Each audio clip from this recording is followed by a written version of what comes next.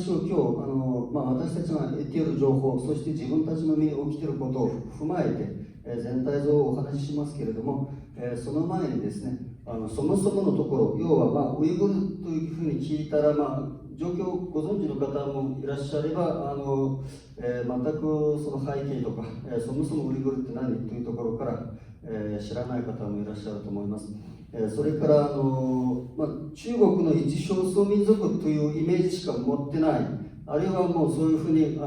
えていらっしゃる方も世の中にはいるので、そもそもの背景を少しだけお話ししたいと思います。でウイグルは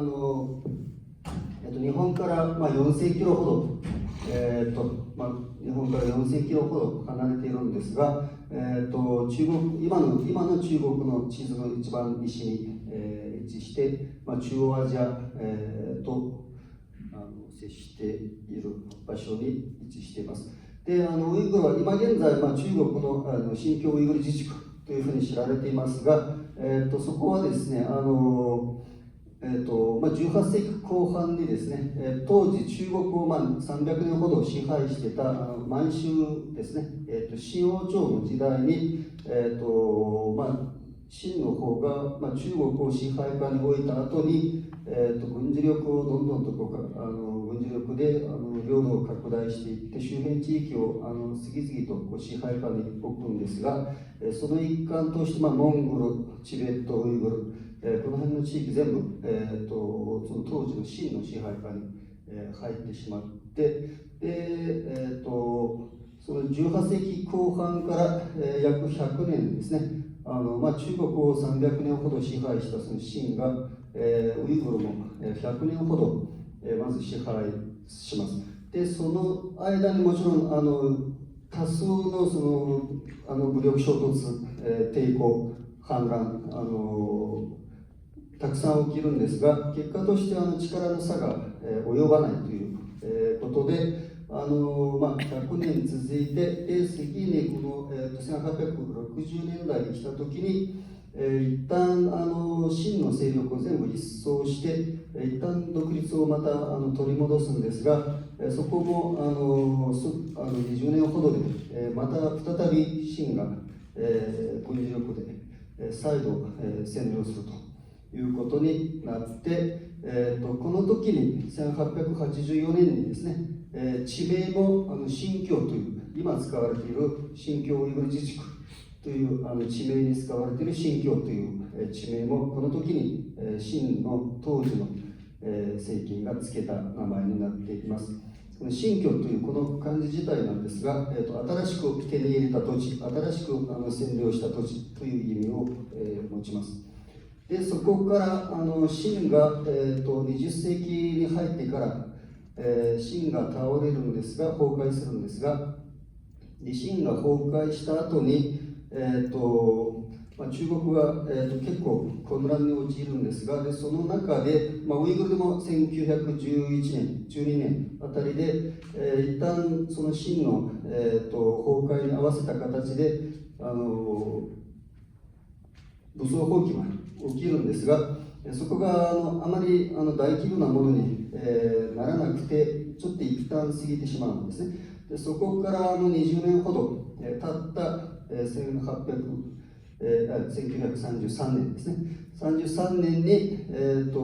イグル全体で武装蜂起が、起きて、でそこが実って、一旦東トルキスタン共和国と東トルキスタンイスラム共和国という国を独立を宣言します。でそこも当時の、ソ連ですね、当時のソ連の軍事介入によって、一旦潰されますが、でそこから10年ほど経ってですね、1944年に、再び東トルキスタン共和国という国を、建国します。でこの時に国際情勢がいろいろと複雑に絡み合ってですね、大国間の取引、とりわけ中国、アメリカ、ソ連という大国間の取引の中でですね、要はソ連としては当時この中央アジアのこのウイグルと接しているこの中央アジア全域でウイグルと同じような歴史背景、文化、を持つ民族が暮らしているわけで、それらを全部ソ連が支配下に置いてたわけなんですね。なので、すぐ隣に同じ文化、同じ歴史背景を持つ独立国家ができてしまうことは、ソ連にとっても当時、都合の悪い、許し難いことでありました。でそれとさらにですね、当時、中国の内戦で、共産党が優位に立って、そしてアメリカに対抗するためにソ連としてもやっぱり中国共産党と組むという選択を取って、その中でソ連が直接軍事介入してきてですね、そしてヤルタ密約という、大国間の、取引の中で最終的に、49年に共産党政権の中国共産党政権の支配下に入るというような結果になります。でそこから数年後の1955年になって今の正式名称ですね、新疆ウイグル自治区という、行政区分ができて今に至ります。でこれが簡単な歴史背景です。でこの後もいまだにそうなんですけど、いろんな抵抗、武力衝突を含めてさまざまな問題が起きてきました。でこのですね、このウイグルの中国に言わせればもう人類ができた最初の日からうちのものだよと、もう古来よりうちの土地だよというふうに言い張るんですが、そんなことなくて、そのウイグルが歴史上もう中国と全く関係のない世界でウイグル人はウイグル人として生きてきた歴史文化、作ってたさまざまな国家、そういうものの要は古代ウイグルと中世史ですね、古代史と中世史が、まとめられた、著名な、一冊の本があったんですけど、これは1988年か89年にオルムチで出版された直後に、発禁処分を受けて、それ以来国内では読むことも買うことも出版することも禁じられている本なんですが、これが先月、12月ですね、12月に、日本語訳が出て、今、アマゾンとかで普通に売られています。興味のある方は、要はウイグル人の古代史、中世史、要は中国の支配下に入る前の歴史がまとめられた本になっていますので、興味のある方はぜひご覧いただければと思います。あとは先ほど、2回清が崩壊してから2回独立宣言をしましたという話を触れましたけれども、その今現在ですね、この今現在、新疆ウイグル自治区の中心都市がウルムチになっているんですが、先ほどお話しした2回の独立宣言、東トルキスタンイスラム共和国と東トルキスタン共和国という2回の独立宣言がですね、1回目は30年代はカシュガルというこの町で、1回目の独立宣言をしています。その時の政権を作った人たちの一例をここに載せていますが、あの時はカシュガル。カシュガルは古来よりウイグルの伝統文化の中心地であります。で、この辺はその時に活躍した、将軍たちなんですが、でソ連、いずれも、ソ連軍と戦って、最終的にこれが最後の将軍になっていますが、ソ連軍との戦いで亡くなられています。で、あと次に40年代に来て、今度はグルジャという、このすぐ隣がカザフスタンになるんですが、この町で東トルキスタン共和国というのが40年代に作られて、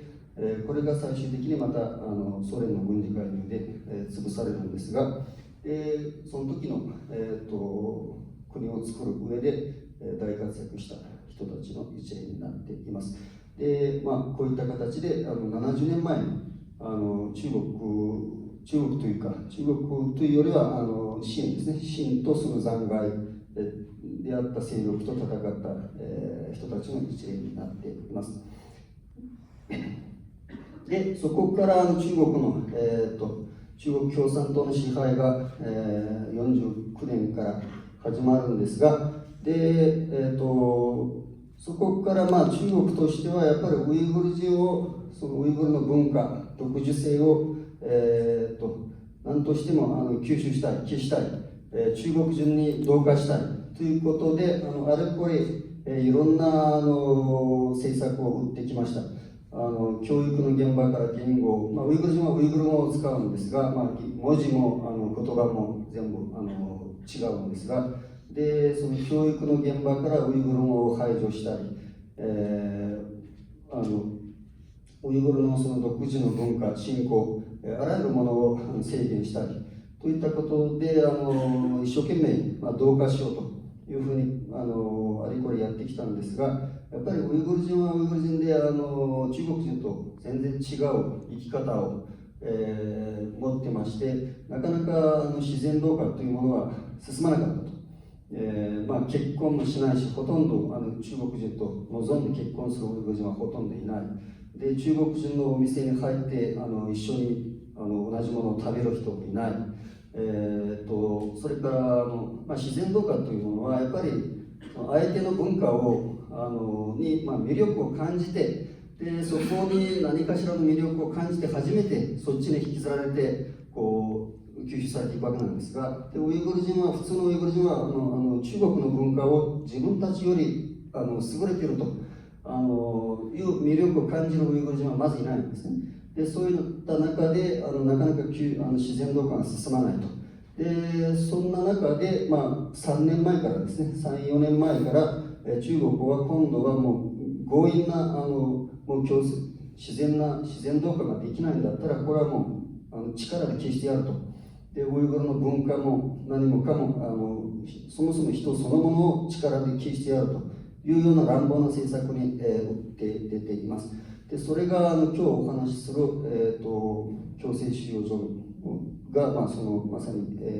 中心になってきますが、で2016年の終わり、2017年の始まり頃からですね、ウイグル各地で、こういった立派な看板を掲げた、要はこれがカシュガルの市内に掲げられた、作られた収容所の看板なんですが、看板だけ見ると立派に職業教育技能教育訓練センターというようなこういった立派な看板を抱える一方でですね、こういった高い壁と何重もの監視と監視カメラ、そして有刺鉄線に囲まれた、誰も立ち入ることも入ることも覗くこともできないような、こういった施設が次々と、登場して問題になっています。でその全体像がまだ中国が一生懸命隠しているので、情報、あらゆる手段で情報を隠しているので、全体像がまだまだわからないことだらけなんですが、そんな中で一部の人たちが、実際にその収容されて、収容所の中で1年、2年、過ごしてから運よく、出てこられた人たちが命がけで証言をしたり、あるいはその外国のメディアがですね、BBC とかフランス通信とか、といった、CNN とか欧米メディアが、潜入取材を仕掛けたり、あとは中国のその収容所、強制収容所を建てるときに、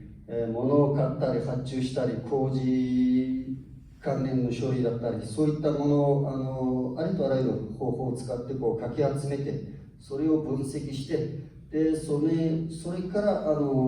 収容所の、全体像を徐々に明らかにしていくというような試みがここ数年間結構たくさん、行われました。であと衛星写真ですね、今では。そういった技術をうまく使って、一部、中国がいくら隠してもやっぱり隠しきれなかった部分が漏れて、明らかになってきています。で今お映ししているのがその中での非常に興味深い一例なんですが、こちらフランス通信が、独自に行った調査結果をまとめて発表したリポートになっています。でフランス通信が行った、この調査ではですね、これが2018年12月のものだったんですが、その時点で、要はフランス通信が公的に入手可能な中国の公的な政府文書ですね、政府文書を1500点以上かき集めて、それを検証しましたと。でそれを全部分析して検証していくと、その時点で、2018年12月時点で、ウイグル全土で少なくとも181箇所に強制収容所が存在することを確認できましたと。もう政府文書を見るだけで、このぐらい確認できましたということを結論付けています。で、さらにですね、この、その強制収容所、の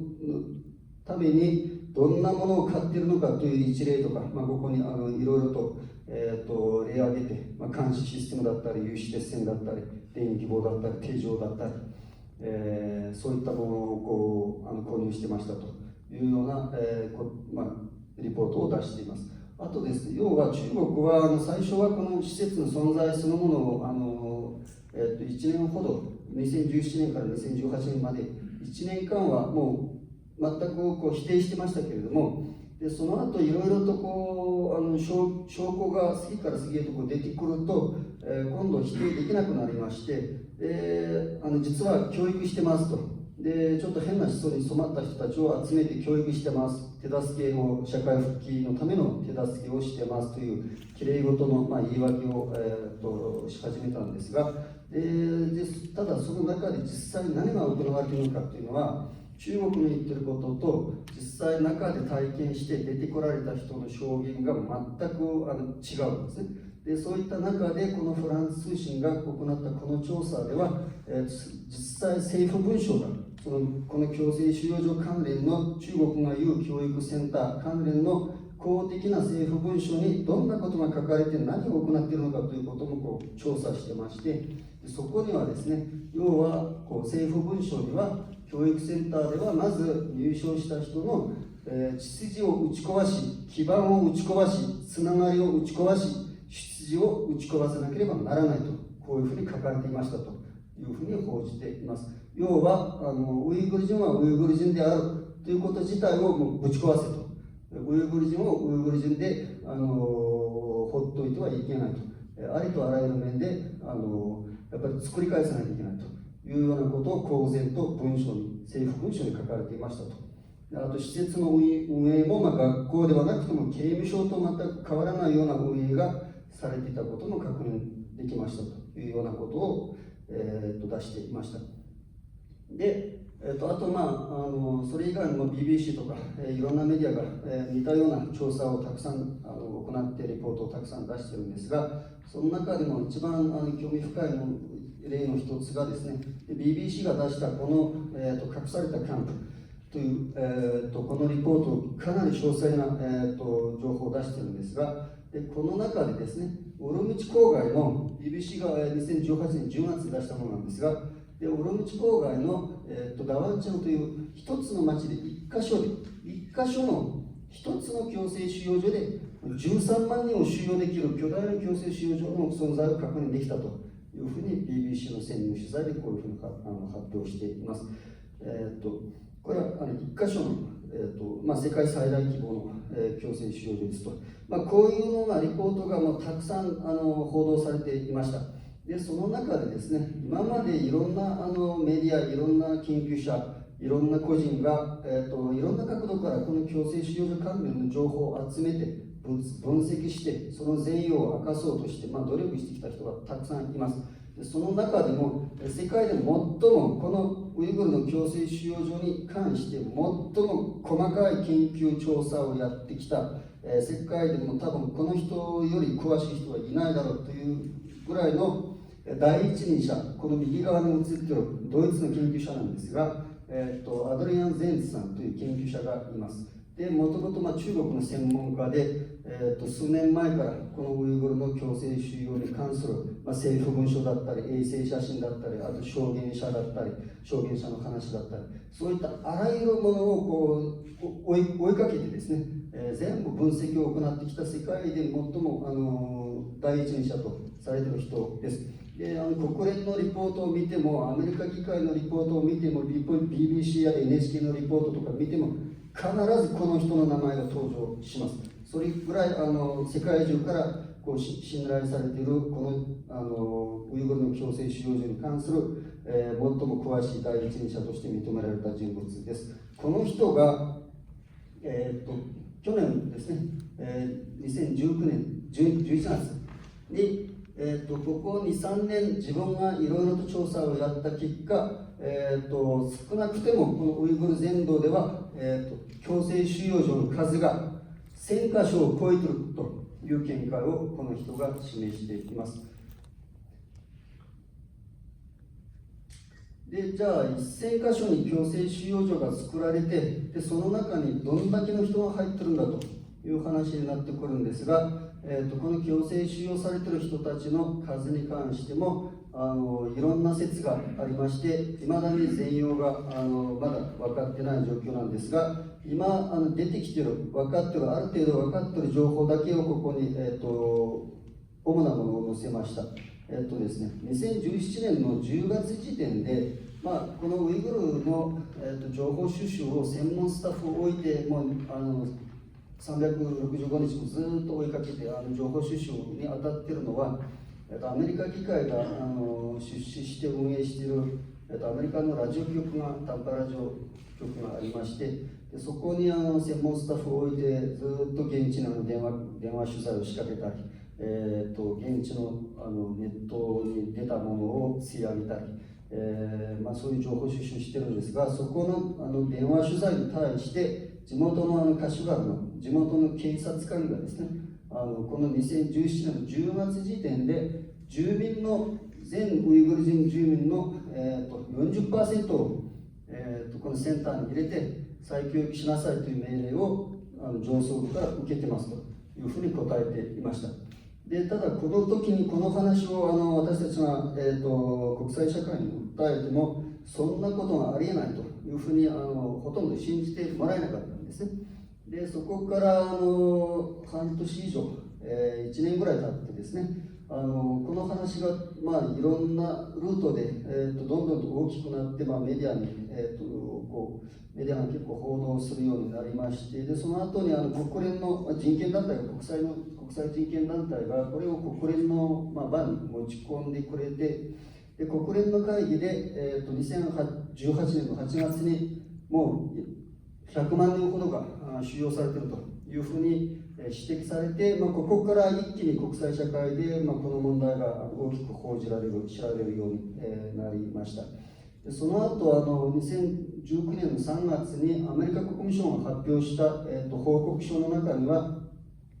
80万人から200万人以上が強制収容されているというふうに記載されていました。でその後、また同じく19年の5月にはアメリカ国防総省の幹部が300万人近くというふうに発言しています。で適当に言ってるわけじゃなくて、彼らからでいろんな、当事者から情報を入手して、公聴会を開いたりして、分析を一番力入れて分析をやってるんですね。そういった中で、こういう数字を彼らが言っています。でそれから台湾メディアが450万人というふうに報じたりしてました。ただ一方の中国政府はですね、今まで一度もその正確な数に言及してないんですね。もう今3年ほど経ってるんですが、もう100人とも200人とも正確な数は一度も言ってないです。もうずっと少ないとか、そんなことはないですとか、流動的ですとか、出入りがあって正確な数が一定の数字ではないとか、そういったわけのわからない言い訳しか言っていない。でいずれにしても今世界中で、研究者、専門家、知識人、あと政治家、国連含めてですね、もう100万という数字はもう普通にどこにでも言われている、一般的な数字になっています。でそれだけを見てもですね、もちろん全容はまだ分かってないんですが、それだけを見ても、40年代の1945年のナチスが当時収容してた人たちをもうすでに超えていると。収容所の数にしても、収容された人の数にしても、やっぱり規模としてはナチスを超えているというような、状況に、なっています。で、その収容所の中なんですが、先ほどもお話ししたように、中国が言ってることと、あと一部こう漏れちゃってる、内部情報と、あと実際に体験して出てこられた人の証言が真っ向から対立してまして、もちろん中国は最初は否定し、もう完全に否定したのが、途中からもういろんな証拠が出てくると否定できなくなって、ちょっと教育してますというきれいごとに切り替えて、あとはそれでもやっぱり疑惑が晴れないから、自分の言うことをおとなしく聞いてくれるようなメディアとか、いうことを何も文句言わずに聞いてくれるメディアや外交官を連れて行ってツアーで自分の見せたいところだけ見せて、ほらこんな素晴らしいことを教えてますというようなプロパガンダを、発信したりしてたんですけれども、でその一方でですね、ここに映ってるのが、その収容所に実際に収容されて、その後カザフスタン政府の、カザフ国籍を持った関係で、カザフ政府の、働きかけで、運よく出てこられた、最初の証言者なんですね。この人は実際日本にも来て、これその時に NHK の取材を受けている様子なんですが、この人が言うには、収容された後に24時間、この手足がこういう形で鎖でつながれて、24時間この状態で、寝る時もトイレもこの状態で過ごしましたと。でまさにも人を皆殺しにするような、環境でしたというふうに証言しています。でそして一部またなかなか内部の状況というのはなかなか出てこないんですが、もう情報は必死で遮断してるから、たまに漏れてきたのが漏れてくる映像だったり画像だったり、もう珍しくいくつかあります。でここがその一例なんでちょっと流します。これがその収容所の、内部を映したものというふうに伝えられている、流出した映像になります。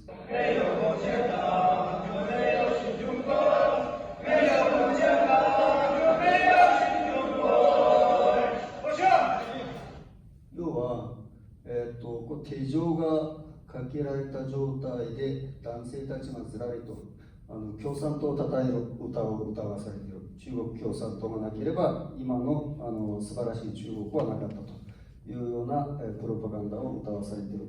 映像になっています。実際この人が来た時に NHK でこの映像を見せて、これどうですかというふうに聞いたんですね。でそうするとこの人がもうまさに自分がいたのはこういうところでしたと。で毎日この歌を歌わされて、特に食事の前にこの歌をきちんと大声で歌わないと食事ももらえなかったと。でもう一日何度もこの共産党を称賛する歌と、あと習近平への忠誠を誓うというようなことがもう延々と続きましたと。それができないと食事も抜きでしたというような証言を、実際この人が、その時にしてました。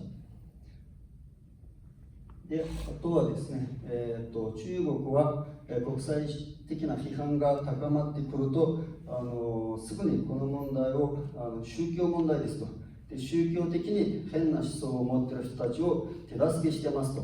いうような言い方を、し始めたんですね。ただ一方でここに映っているのは、ウイグルの、ほとんどの分野、ほとんどが大学の先生ですね。大学の先生だったり研究者だったり著名な芸能人だったりスポーツ選手だったりといった経済人ですね、あと実業家、そういったウイグル人社会で、もうウイグル人その社会そのものを支える存在、ウイグルの特に独自文化を研究する、それを専門とする大学の教授たち、あとその実業に成功した、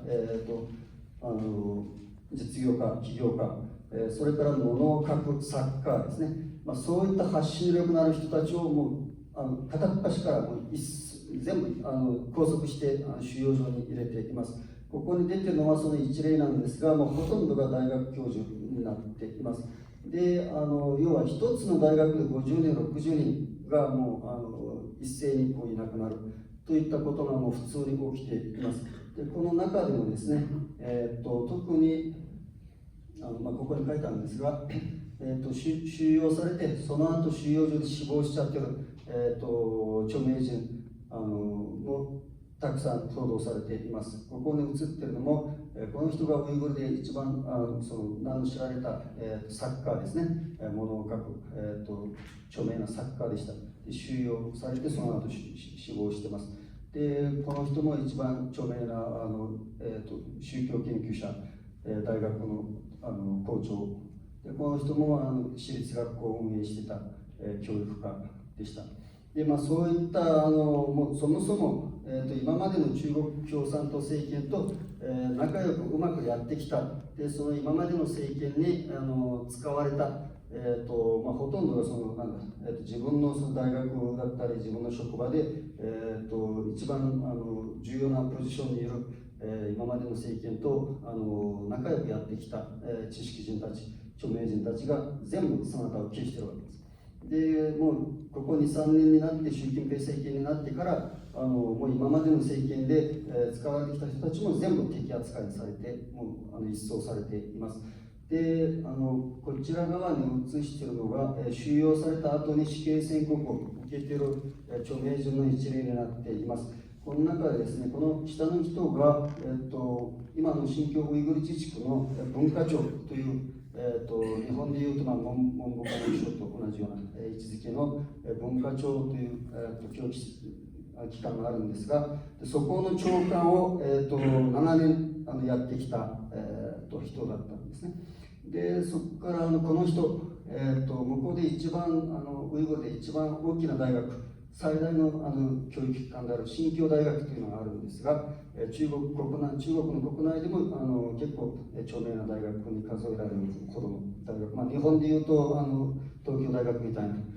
一番一流の大学、その大学の校長を10年ほど務めた人でした。しかもこの人は日本で留学してまして、東京理科大学で博士号を取って、その後現地に戻って大学の校長になって、その後もずっとその拘束される直前まで、日本の研究者たちと共同研究を立正大学とか九州大学とか、そういったところと共同研究をずっとやってきた、日本と縁の深い人でもありました。でこの人も2017年に、収容されたまま姿を消しているんですが、で報道ではもう死刑宣告を受けているというような報道が出ています。で隣の人も一から中国語で教育を受けて、ウイグル人なんですが、もう小学校から中国語で教育を受けて、でそこから上海の名門大学を出て、でそこからウイグルでウイグル民族医学の父として知られる現地で一番大きな、医学系の大学、新疆医科大学というのがあるんですが、その医科大学の学長を10年ほど務めた、著名人でした。こういったそもそも宗教に興味すらない、宗教と縁のないもう学問の世界で生きてきた人、著名人まで、大量に収容しています。で大学教授なので、この人たちに職業を教えるとか教育するとか、そんな話はもう通じないんですね。やっぱりもうそもそもこの人たちを教育してます、収容して教育してますという時点でもう破綻した理論にしかならない、話にならない。であとは大人があんだけ、今、100万とも200万とも300万400万いろんな説があるんですが、あんだけの大人がいなくなると、今度はその分子供がやっぱり取り残されるわけですね。でその子供が子供で、今度は、子供専用の収容所を作って子供を取り上げていると。で大量に何十万と言われる数の子供を、施設に集めて、そこでもう要は親元から離れた環境に閉じ込めて、政府が、面倒見ているというような報道がたくさん出ています。でこれもその中でも、BBC が何度かリポートを詳細な調査結果を出しているんですが、その一例になっています。で BBC が、今までウイグル人は、自分の、子供だったり、自分の家族、親戚、知り合いの子供の話をたくさんいろんな形でたくさん証言してきました。でそれと全く同じような調査結果がこの BBC のこのリポートでも、明らかになっています。つまり BBC が報じたこのリポートでは、この子どもたちがやっぱり意図的に親元から、そして家族、信仰、言葉から意図的に引き離されているということが、調査で分かりましたという結論を出しています。それから、要は子供を親の、要は民族の、そのルーツからやっぱり組織的に引き離す、こういう取り組みが組織的に行われている証拠も見つけましたということを言ってますし、あとは、BBC の潜入取材で一つの町で、一箇所の町で、一箇所の町だけで400人以上の子供がやっぱり親、一人だけじゃなくてお父さんお母さん両方がいなくなっている、両方が収容されているのか刑務所に行きになっているのかどっちか、いなくなっていると。お父さんお母さんともにいなくなっている人が一つの町だけで400人以上確認できたというようなリポートを BBC が出しています。で BBC とか CNN とかフランス通信とかああいう大手の欧米メディアが最初の段階ではいろいろといろんな手を使ってこの手を使って潜入取材を結構うまくやってたんですが、途中からやっぱりこういうのがいろいろと出てくると中国がそこの取り締まりもやっぱり厳しくして最近ではあまりその潜入取材とかもできなくなっているような、印象なんです。ちょっと減ってるのでこういうのが、要は大人だけではなくて、子供は子供で、こういう悲劇に遭っているというような事態が、すぐ隣で起きているというような状況です。それからですね、もう一つ重要なことは、この収容所でたくさん、人が死んでいるという報道がたくさん出ています。でここに映しているのが、その収容所で収容された後に、死亡したというふうに確認が取れた人たちの、一例になっています。で収容されてから死亡してしまった人たちに関しては、今までいろんな説が、出ていますが、少なくとも私の手元にある公式にちゃんとしたメディアが、その親戚だったり当事者だったり知り合いだったりといった人たちの証言でちゃんと確認を取っている、取材して確認を取って正式に報道している、ちゃんとしたメディアが報道しているものだけで274人になっているんですね。これはあくまでももう必死で、中国が情報を隠す中で、もう死ぬ覚悟で情報を漏らしている人たちが、提供した情報に過ぎなくてもう氷山の一角に過ぎないんですが、これだけ見てもですね、この274人、私にリストがどこの誰、いつ、どういう状態で収容されて、でいつ、どこで死亡したのか、それを誰が確認したのか、誰が証言したのか、そういった情報を全部リスト化したものがあるんですが、でそれだけ見てもですね、メディア関係者には、複数お渡ししたりして、一部報道もにも載ったりしてますが、それだけ見てもですね、もう毎週1週間に 2,3 人は普通に毎週死んでるというような単純計算になってくるわけですよ。なのでこんな恐ろしい教育施設はありえないです。なのであとは、よく、証言とかを聞いていくとよく報道されているのが、まず強制収容所で死亡した人たちの遺体がほとんど家族に返されないケースが多いんですね。もう死んだ人すら、もう家族に返さない、もちろん罪を犯して捕まったわけではないんですが、それにしてもやっぱりもう死んだわけですから、死んだ人には罪がない、これはもう世界共通だと思いますし、死んだ人の遺体すら家族に返さないケースがほとんど、という報道になっています。要は強制収容所のすぐ隣に火葬場を、設けて、そこでもう火葬しちゃってるというような報道がたくさん出ています。これは実際、ここには載せてないんですが、子供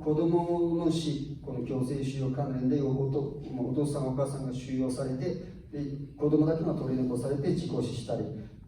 といった関連死、子供の関連死もたくさん出ています。それから実際に、日本に住むウイグル人の、中でも家族が兄弟が強制収容されて、その後強制収容所で死亡しちゃった、例が日本の中、しかもこの神奈川県に住むウイグル人の身にも、そういう事態が起きています。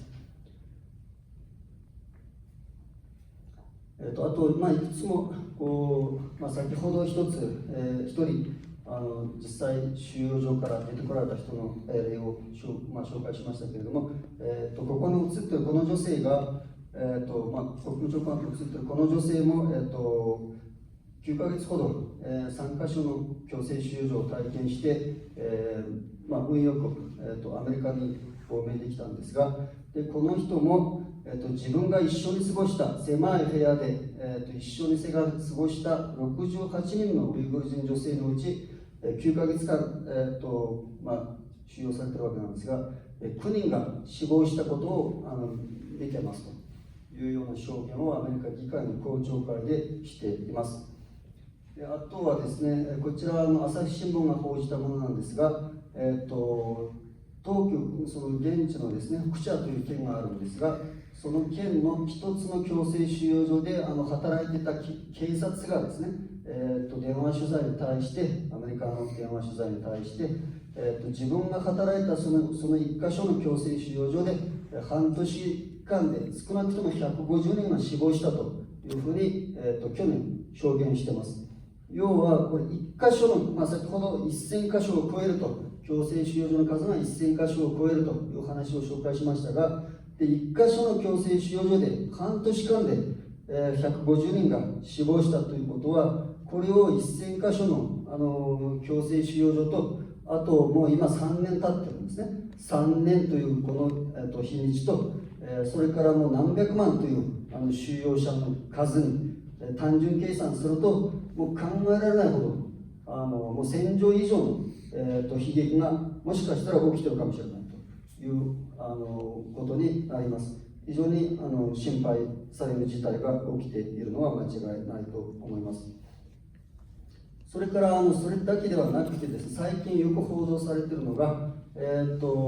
旦要は収容する人たちが特に何かしたから収容されるというわけではなくて、先ほどの最初に言ったように、どの町からいつ何人という、要はもう住民の 40% というノルマが先に課せられて、でそれを達成するために各地方の村の役人にノルマが課せられて、そのノルマを達成するために、もう適当にとにかく人を集めてくると、最初はその信仰の厚い人から始めて、その後に知識人、経済人、発信力のある人、あと若い健康な男性、その後若い女性といったこういった順番でもうどんどんとここ3年間ですね、人を収容していって、でそのノルマを達成するために、適当な理由をつけて、集めてきた、収容してきた人たちを、今度はその警察官が適当に仕分けをして、で一部はその地元の収容所に入ったり、でもうちょっとその政府に反感を持つこの人持ってるんじゃないかというふうに疑いをかけられた人だったり、あるいは発信力があって、この人はやっぱり社会にとって影響力があるというふうに判断された人だったり、そういった人たちをもうちょっと厳しいところに入れたり、いろんな仕分けをしていって、でその中でその仕分けの結果次第で、刑務所に送ったり、してるそうなんですが、で最近よく報道されているのが、ウイグルの中でやっぱり収容しきれないということもあって、あといろんな事情が、あってですね、ここから中国の別の町に密かに、人を、収容された人たちを移しちゃってると、秘密裏に移しているという報道がたくさん出ています。で最初にこの報道がされたのが2018年9月の28日に、カシュガルから、2000人ほどこの東北の中国の東北のここに、2000人を移送したと、密かに移送したという報道が出たのが、最初がこの2018年の9月だったんですが、その後何度もいまだに続いてます、この報道が。続いててですね、この、赤で囲んだところが今まで報道で、確認されている、報道されている箇所なんですが、でそこに人を移しているという報道がたくさん出てます。でアメリカのラジオ局の人たちが、この移送元の地元の役所、警察にも電話取材をしたり、さらに移送先の各地にも電話取材をしたりして、それぞれからこれは事実であると、で送り元も送りましたということも証言しているし、でこの受け取った移送先の人たちも警察の人たちがいついつ何人が来たのかということを電話取材に答えているわけです。なのでこれは事実であります。でさらにその中で名前とか年齢とか身元まで特定できたケースも実際あります。で要はこれをたくさん報道が出ていますが、今いろんな説があって、もう数十万人上るんじゃないかという指摘も、されています。で要はもうこの人たちはその後どうなるのか誰にもわからない。で特にその軍の病院があるところに集中的に移していると、臓器売買の対象にされているんじゃないかという報道もあります。でこの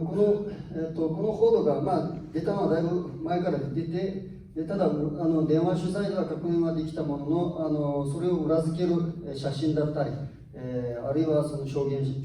の当事者だったり、そういったものはなかなかなかったんですが、これも珍しく一つはハッカーによって、流出させられたものというふうに、報道されているんですが、珍しく一つ現場のその実際ウイグル人を、内陸に中国の別の町に、収容した人たちを映している映像というふうに見られる、映像が、流出したので、ちょっとだけの話しますね。見た方いらっしゃるかもしれないんですが、これは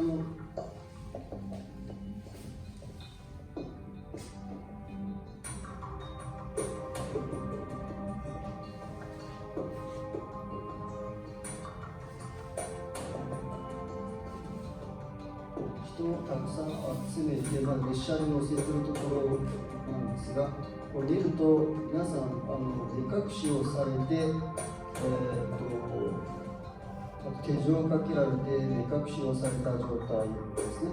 それであと背中に書いてある文字なんですが、カシュガルという文字がはっきりと読めるんですね。中国語でカシュガルという地名の、カシュガルから移している人たちというふうに、読み取れます。でこれも服装も手前と奥で、色が違ってて、いろんなグループに、分けられているように見えます。でこの映像が出てからいろんな研究者が、これの、分析を行ったんですが、これはもう間違いなく本物ですと。で場所とかこれが撮られた場所、時刻、というものもその実際いろんな統計学的、地質学的にこれを分析して、細かいいついつどこで取られたものというところまで、特定して発表している研究者が、オーストラリアの研究者が、実際過去に取っているので、世界中のメディアが、そういう報道をしたり、しました。こういう状態で要は、人を密かに移しちゃっているという、事態です。で、こうなってくると、やっぱり何百万という人が、突然収容されて、でその後、先ほどお話ししたように、収容所で死亡したり、そのまんまどっかに移されて姿を消したりといった事態が、起きています。でもう一つちょっと興味深い、非常に心配される報道が最近出てまして、それはですね、最近中国が、数年前に2015年に、中国のその統計局が、公式に発表したウイグル人の人口は1100万人というふうに中国が発表してたんですが、最近ですね、この左側に映っているのが、最近中国政府が外国の外交官たちにあげているお土産の写真を写したもので、ここにいろんな民族の、紹介をした、グッズが入ってまして、ここにですね、ウイグル人の人口は、これ2019年のものなんですが、ウイグル人の人口は720万人ですというふうに、書いていると、最近では。で、もうここ2、3年で、1100万人から720万人というこう主張を急に書いているということが、最近分かっています。あと中国の紙幣ですね、毛沢東の写真があったりするんですが、紙の上にですね、そこに各少数民族の写真が載っている紙幣があるんですね。でその紙幣の説明をした紙幣に関する説明でもですね、最近の中国のネットメディアでは、ウイグル人の人口に関してはもう720万人ですと、721万人ですというふうにこういうふうに報道するようになりました。突然ですね、もう720万人というふうに主張しています。でこれがですね、左側に映っているのが中国の新疆ウイグル自治区の統計局、新疆ウイグル自治区の統計局が2017年に自分の公式サイトで公表した資料です。でここに1978年から2015年までの人口、ウイグル人の人口が全部公開されていました。それをこう図にしたのがこちらになるんですが、1978年から2015年までウイグル人の人口、こちら万人、550万人から始まって、2015年の時点では1130万人と1130万人というふうに記載されてありました。で一方でそれ以降情報更新してないんですが、公開してないんですが、最近出てきているこのこの外交官たちに渡しているこのお土産に対しているこの700万人という数字を、この2019年に、当てはめるとこんなグラフになって、でこういう状態で増えていたのが、でこんな下がり方をしていると。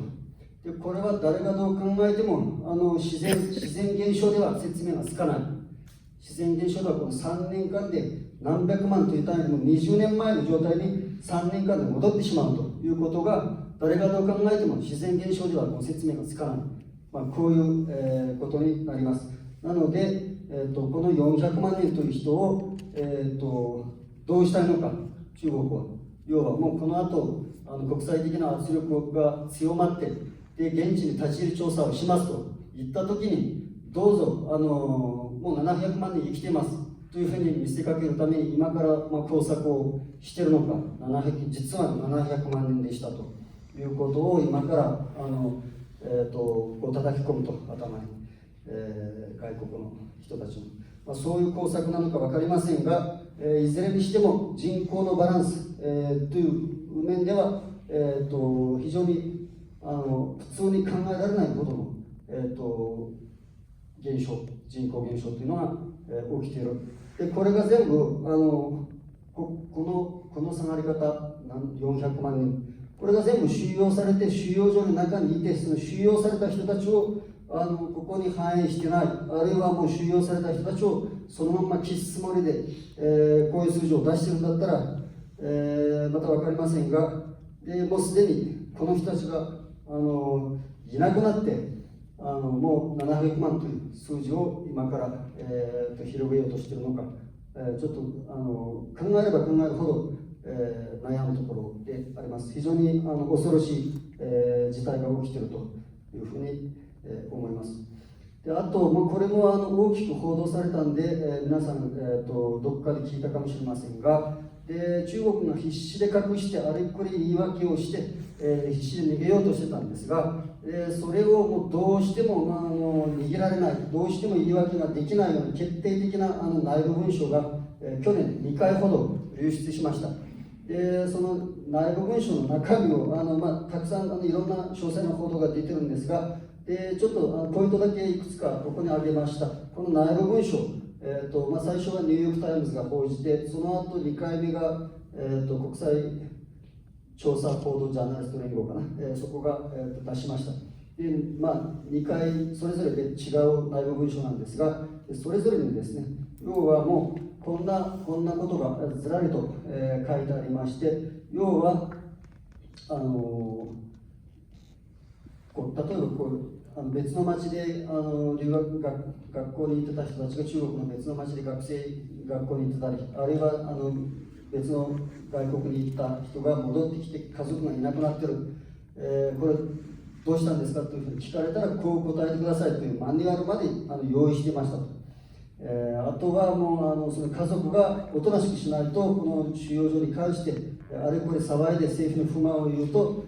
その収容された家族が減点されて、永遠に収容所から出られなくなると、ポイント制ですと、おとなしくしてくださいというようなことまで書いてあったり、あるいはAI に判断させてですね、この人を拘束していいかどうかというものを AI に判断させて、機械に判断させて、1週間で1万6000人を収容したという記述まで、ありましたというようなことがずらりと書いてあって、あとは絶対に脱走を許すなとか、要は学校、教育施設であれば、この脱走という単語自体がありえないんですね。学校で脱走も何もないわけです。教育施設であれば。で、こういうことが書いてあったり、であとはもう24時間宿泊だったり教室だったりトイレにまで監視カメラをしっかり貼り付けて、もう資格がないように、してくださいというような記述まで書いてあったり、そういうのがですね、さらにはもう外国から帰ってきたウイグル人をもう確実に収容所に送ってくださいというようなことまで書かれてありました。でこういうのが出てきて、あとはもうこの収容所に関することをもう厳格な、機密保持を、しないといけないというようなことまでこの内部文書に書かれてありました。これは BBC とかも大手のところが、この詳細な内容を、伝えた中から切り取った、ものなんですが、こういうのが出てきました。出てくるとですね、今度は中国がどう出たかというと、まず国際社会に対してこれはもう偽物ですというプロパガンダをする一方で、この内部文書を、外部に漏らす上で重要な役割を果たしたウイグル人女性がオランダに住むんですが、その人に対しても殺害予告を中国当局から、来ているというようなことが起きています。でそれから最近よく報道されているのが、もうこの内部文書が漏れちゃった後に、内部ではこの収容所に関する情報を全部焼却処分しろということをそういう指示を出していると。あとは情報をネットにつながる環境には絶対保存しないと。もう基本ネットにつながらない、ネットにつながないような環境で保存するか、紙のものは全部焼却処分する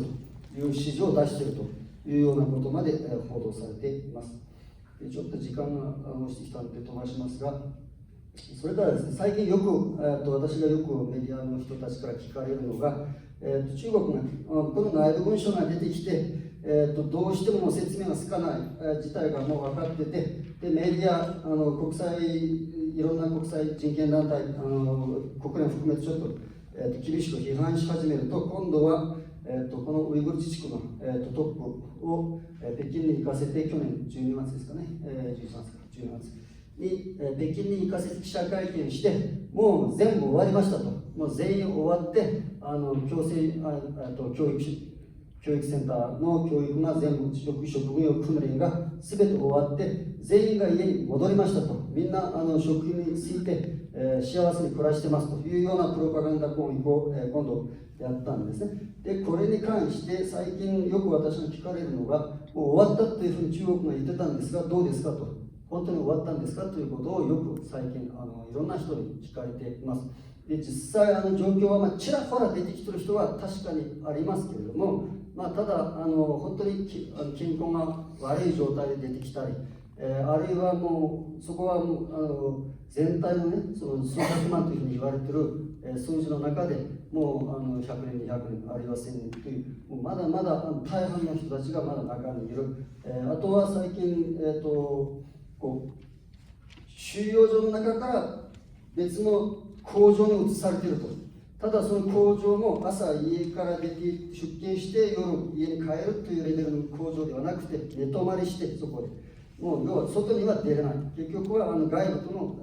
接触はできないような工場で働かされているというようなこととか報道されてますので、あとはここに映しているのと同じようにですね、要は海外で、ちょっと積極的にこの問題を発信している人たちの家族をビデオに撮ってその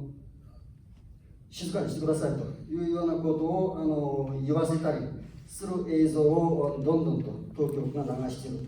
そういうプロパガンダ攻撃を最近展開しています。でその一方で現地の人たちはですね、この、似たようなこと終わりましたよとか、みんな家に帰りましたよとか、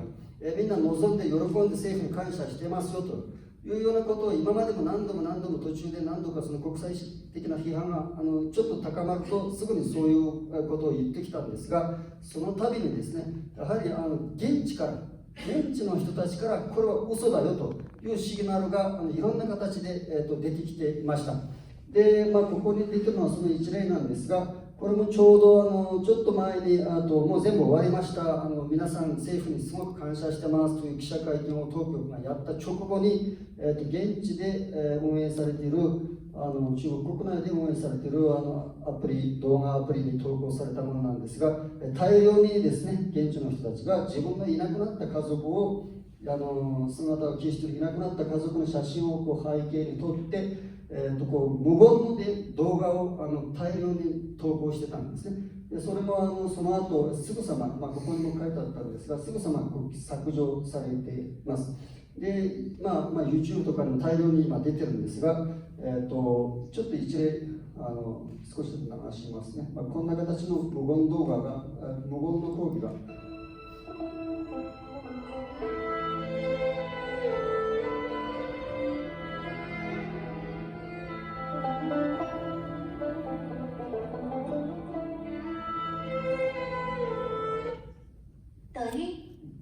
で、こんなのがたくさん出てます。要は現地の人たちが声を上げれないので、言葉にできないので、文字にも書けないので、嘘を言ってます、政府も嘘を言ってます、私の家族まだ帰ってきてませんということを言えないので、こういう形で、しかもネットに書くとですね、閲覧のソフトですぐ引っかかるんですね。こういう文字が、こういう単語が書かれたら、すぐ検索に引っかかるように仕掛けてあるから、文字で書くとすぐに捕まる。すぐに分かっちゃう。なので動画でこういう形でもう無言の動画を大量に投稿するというのが一つのブームとして一時期上がりました。これもその後取り締まってこの人たち自体が今無事かどうかもわからないという状況なんですが、要は現地からそういう抗議の声が上がっています。ちょっと私自身も、ここに映ってるのが自分の家族なんですが、2017年の夏から、家族と何の連絡も取れない状況が続いています。2017年の、夏ですね。なので、もうちょっとで3年になります。いまだにこの状況は変わってません。自分の親、お父さん、弟、そして他のいとこや両親の兄弟を含めて、12人が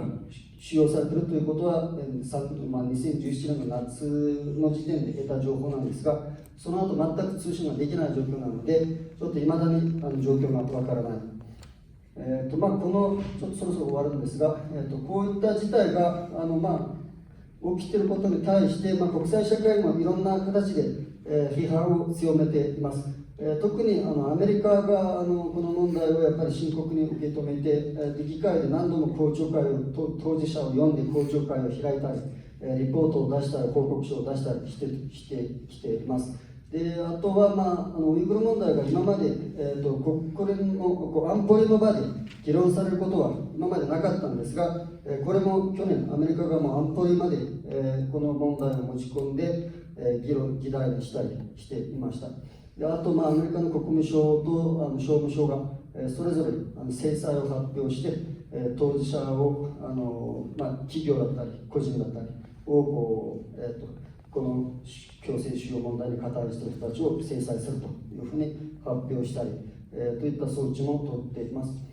それからこれが今月ですね、1月に今年の1月にアメリカ議会が出した、人権報告書なんですが、報告書の中に、このウイグルの強制収容所の問題に関して、中国政府がやっぱりウイグル人に対して人道犯罪を犯していると、これはもう人道に対する犯罪だというふうにもうはっきりと書いてます。要は人道犯罪を犯しているというふうにもっとアメリカとして制裁を強い制裁を科すべきだということを提起しています。あとアメリカ議会で今法案が、審議中で、下院を通過して今上院の通過待ちの、もっと制裁をすべきだという法案も審議されたりしています。そういった中でこの習近平の国賓来日というのが謳われていますので、国際社会から、人道的な犯罪を犯しているという、要はこの人道的な犯罪の、最高責任者は習近平なんですね。習近平なので、そういう人を国賓来日ということで良いのかということも、ぜひこの、今日来られた、皆さん含めて、一人一人の日本人が、今一度考えていただきたい。であと最後になるんですが、ただ一方でですね、国際社会から非難されたり、私たちが私たちで、こういって至るところで状況を訴えたり、要は変なことを言ってるわけじゃなくて、自分の家族とも連絡がつかないんです。自分の家族が突然いなくなりました、返してくださいということを言ってるわけですね。でそれすら通らない。でそのことを一般の中国人からどう思われているのかということもよく聞かれます。一般の中国人がどう見てるんですかと、いうこともよく聞かれますが、一般の中国人は一言で言うと、まず状況を現地で起きていることを一番分かっている、一番状況を身近で知っている人たち、そして発信しようと思えば発信できる立場にある人たちが現地の中国人なんですね。だけでも何も言わない、もう要は当然だとこう思っている中国人で、これたまたま12月ですね、12月5日に、日本テレビで一つ生の、この問題を扱う、討論会があったんですが、1時間ほど、ここに登場した中国側の人間と、私が、この問題を議論したんですが、でYouTube にこの真相ニュースで検索すると YouTube に出てるんですが、ぜひ興味のある方に見ていただきたい。要は私が何を言ってるのかということよりも、私は今言ったのと似たようなことを言ってたんで、それよりも要は一般の中国人がどう思ってるのかということをよく分かる内容になっていると思いますので、興味のある方はYouTube で検索かけると出てきます。もう当然だと、もうここに書いた通りです。もう恐ろしいほどやっぱりもうこれは当然ですと。もう中国ウイグル人を中国の一少数民族なので、もう生かすの殺すの自分たちの勝手だという考え方しかないんですよね、一般の中国人の方に。本当恐ろしい。で私たちから見ればその気に入らないものを全部閉じ込めちゃったら社会が安定しましたということを歌ってるのと全く一緒なんですね。気に入らないものを全部閉じ込めちゃったらそれは安定しますよ。不満が全部なくなりますよ、社会から。ただそれでいいのという、それを自慢してそれで国を運営します、関係あるなしもう関係なくとにかく気に入らないものは全部閉じ込めますと。でそれが当たり前ですというように言ってるわけです。一方の私たちはその国をどう統治するかはそっちの問題であって、自分たちは自分たちで大事な家族なんですね。大事な家族、罪も犯してない。明らかになった内部文書でもマニュアルがありましたという話しましたけれども、そのマニュアルの中にもお前の家族は罪は犯してないけどちょっと政府として教育する必要がありますというような書き方をしているんですね。要は罪を犯してないということを当局も認めているわけです。なのに都合よくいろんな言い訳をつけて何年も延々と拘束している。それを正当化する、一生懸命正当化する。でそれで社会が安定してるからうちらが正しかったというような破綻した理論を展開している。こういうことをやっぱり許しちゃいけないということを世界中からやっぱり声を上げるべきだと思います。これが本当の最後です。最近ウイルス、コロナウイルスの話が、話題になって、ウイグルの問題とかその他の問題が少し薄れてきてるんですが、このウイルスに関してですね、ウイグルは全く無関係ではなくて、特に心配されるのはその閉じ込められた環境に大量に何万人という単位で同じ部屋に大量に閉じ込められている人たちがもし一人でも感染したら即座に全員感染するんですよ、あそこ。なので非常に心配です。で一方でそのラジオ局のアメリカのラジオ局が最近しょっちゅう現地に電話かけて、このウイグルにおけるこのコロナウイルス、新型コロナウイルスの状況を聞き取り調査したりしてるんですが、現地の政府はですね、ウルムチの当局が、その電話したに対して、このウイグルにおけるこのコロナウイルスに関する情報も国家機密ですと、ここは誰が何人いつ感染しているのか公開できませんと、答えられませんと、国家機密ですというような言い方をしているんですね。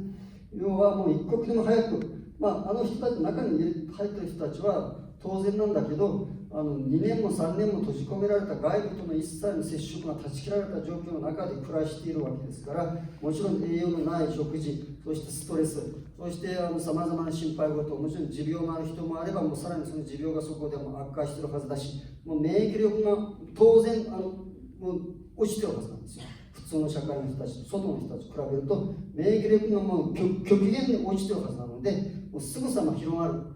恐れがあります。なのでもう一刻でも早く返せと、一刻でも早く家に戻せということが求められるんですが、そんなことをお構いなしで中国は、もうこれは国家機密ですというふうに言ってるので、万が一ですね、もちろんこんなこと言いたくないんですが、万が一その中に、もちろんその食事を差し出したり物を運んだりする人たちはまた外部と接触してるわけですから、そこにウイルスが持ち込まれて、その中で感染が拡大すると、もう中国がすごいよく、多分もうこのウイグル人たちはウイルスで死にましたという、もう説明がもうしやすくなるという都合の良い事実でもあると思うんですね。それを望んでるかもしれないし、要は自分からナチスと同じような形で殺したり、するとまたいろいろと問題になるので、このウイルスが感染してそれで死んでくれれば非常に都合のいいというふうに思っている可能性もあるので、非常に恐ろしい、もう一刻でも早く返してほしいというのが、私たちからの、切実な願いになっています。ですね、ちょっと言いたいことがたくさんあるんですが、この問題は喋り始めるとやっぱりなかなかもう終わらないんですね。もうあれもこれも言いたくなるので、ただ時間の関係もありますので、私の話はちょっとこのぐらいにして、この後、あと3人来てますので、それぞれ自分の家族の話を、例として今のは全体の話なんですが、それぞれ実例として自分の身にこんなことが起きてますというのをちょっと10分ずつぐらい喋ってもらうということにしたいと思います。はい、ありがとうございます。